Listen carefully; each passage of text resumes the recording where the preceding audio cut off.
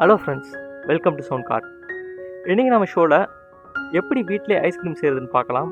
இந்த லாக்டவுன் பீரியடில் நிறைய பேருக்கு ரொம்பவுமே சும்மா இருக்கிறது போர் அடிக்கும். ஸோ அந்த மாதிரி டைமில் எப்படி நம்ம வீட்டில் இருக்க பொருட்களையே வச்சு சுவையான ஐஸ்கிரீம் செய்கிறதுன்னு இப்போ பார்க்கலாம். அதுக்கு முன்னாடி இன்னும் நம்ம சேனலை நீங்கள் சப்ஸ்கிரைப் பண்ணலன்னா மறக்காமல் சப்ஸ்கிரைப் பண்ணுங்கள். அப்படியே பக்கத்தில் உள்ள பெல் ஐக்கானையும் கிளிக் பண்ணிங்கன்னா ஃப்யூச்சரில் நம்ம போடுற வீடியோஸ் எல்லாத்தையும் மிஸ் பண்ணாமல் பார்க்கலாம். வாங்க இப்போ ஷோவில் போகலாம். முதல்ல ஐஸ்கிரீம் செய்ய தேவையான பொருட்கள் என்னென்னு பார்க்கலாம். பால், சர்க்கரை, கார்ன்ஃப்ளவர் இல்லைனா கோதுமை மாவு இல்லைனா அரிசி மாவு, மூணுத்தில் ஏதோ ஒரு மாவை நீங்கள் எடுத்துக்கலாம், அது உங்களோட சாய்ஸ் பொறுத்து.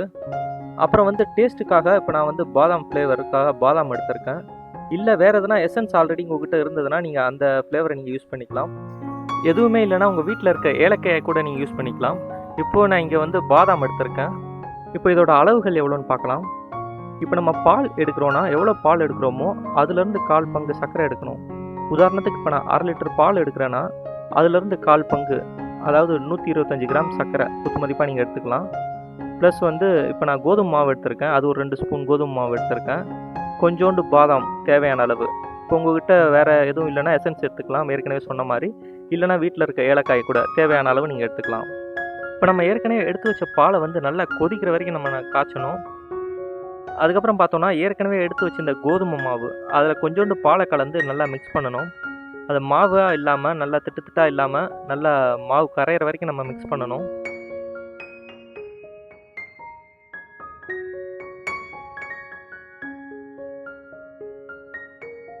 இப்போ பார்த்தீங்கன்னா அந்த மாவு நல்லா கரைஞ்சி நல்லா மிக்ஸ் ஆகிருக்கு. ஸோ இந்த மாதிரி பதம் வர வரைக்கும் நல்லா நம்ம கலக்கணும். இப்போ நம்ம ஏற்கனவே கொதிக்க வச்சுருந்த பாலில் இப்போ நம்ம ரெடி பண்ண இந்த மாவை போடலாம். இந்த மாவை போட்டுட்டு நல்லா மிக்ஸ் பண்ணுங்கள் அந்த பாலில். இது ஒரு 10 நிமிஷம் வரைக்கும் நீங்கள் இதை அப்படியே சுட வைங்க.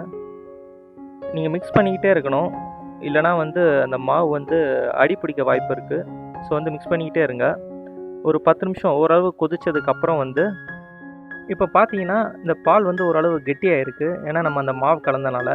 ஸோ இந்த பதம் வர அளவுக்கு நம்ம ரெடி பண்ணணும். அதுக்கப்புறம் பார்த்தோன்னா நம்ம ஏற்கனவே எடுத்து வச்சிருந்த சர்க்கரை அதை இதில் மிக்ஸ் பண்ணலாம். இதில் மிக்ஸ் பண்ணிவிட்டு அதை நல்லா கலக்குங்க.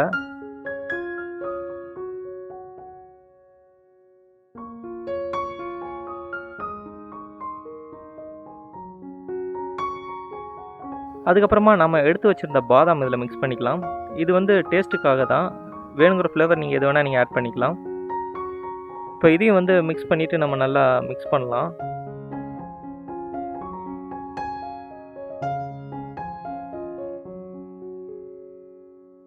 இப்போ கொஞ்ச நேரம் கழித்து பார்த்தீங்கன்னா இந்த மாதிரி பதத்துக்கு வந்துடும். ஸோ இதை நம்ம அப்படியே ஸ்டவ் ஆஃப் பண்ணிவிட்டு ரெஸ்ட்டில் வச்சிடணும். நல்லா ஆற வச்சுடுங்க. ஆற வச்சுட்டு நல்லா ஆறினதுக்கப்புறம் வேறு ஒரு கண்டெய்னரில் மாற்றிக்கிட்டு இதை நம்ம ஃப்ரீசரில் வச்சிடலாம். இதை மினிமம் 8 ஹவர்ஸ்னாச்சும் ஃப்ரீசரில் இருக்கணும். ஃப்ரீசரில் வச்சுருங்க. இது ஆக்சுவலாக நான் நைட் வச்சுருந்தேன், அடுத்த நாள் காலையில் எடுக்கிறேன். இப்போ எடுத்து பார்த்தோன்னா ஐஸ் நல்லாவே வந்திருக்கு. இதை நான் டேஸ்ட் பண்ணி பார்த்தா ரொம்பவுமே சூப்பராக இருக்குது. நம்ம கடையில் வாங்குகிற ஐஸ்கிரீம் மாரியே பாதாம் ஃப்ளேவர், பாதாம் ஐஸ் மாரியே நல்லா சூப்பராக இருக்குது.